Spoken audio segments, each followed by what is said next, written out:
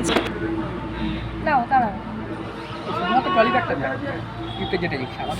নমস্কার বন্ধুরা, আমি এসেছি নবজাগরণের হাওড়া নবজাগরণ মাঠে, যেখানে আজকে 54 জোড়া গণবিবাহ হয়েছে। সব অনেক রাত্রি হয়ে গেছে, আমি অনেক পরে খবর পেয়েছি, যার জন্য আমার ভিডিও করতেও দেরি হয়ে গেল।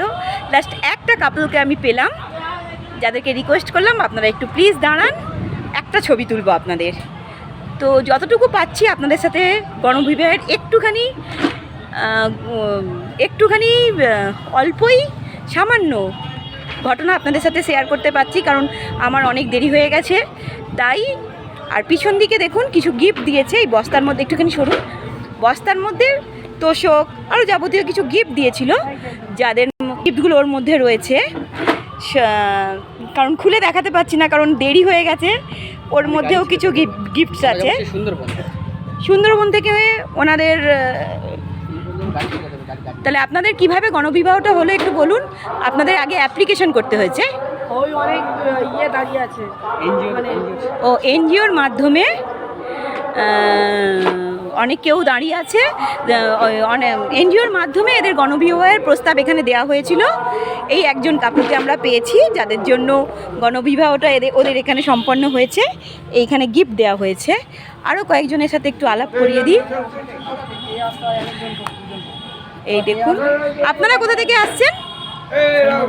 সুন্দরবন থেকে এনজিওর মাধ্যমে বিয়ে করতে এসেছেন এখানে। বাসন্তী, ওই একটা কাপল দেখতে পাচ্ছি। এই বড় বড় কোচকাগুলো যে দেখতে পাচ্ছেন, এগুলো হচ্ছে দান সামগ্রী। প্রচুর দেখুন কি কি দেওয়া হয়েছে, সামান্য একটুখানি দেখাতে পাচ্ছি আপনাদের। এই তোষক, বালিশ, এই ট্রলির মধ্যে কিছু আছে, বালতি, বরের টোপর। দিদি, আপনাদের কি কি দান সামগ্রী করা হয়েছে একটু বলুন।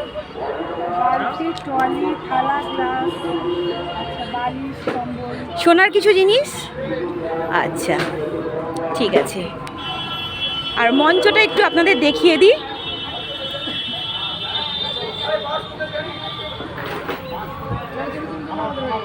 এরা সুন্দরবন যাবে, সেই জন্য তাড়াহুড়ো করছে। ও, এরা বাসে এসেছে। কটা কাপল এসেছেন আপনারা বাসে করে? 4টে বাস। সবাই কি সুন্দরবন থেকে এসেছিল আজকে? মানে 4টে বাস। কজোড়া এসেছেন স্বামী স্ত্রী? কত জোড়া এসেছেন আপনারা?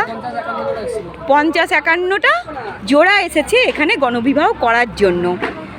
আজকের ভিডিও এইটুকুই, পরের ভিডিওতে আপনাদের সাথে যোগাযোগ করছি।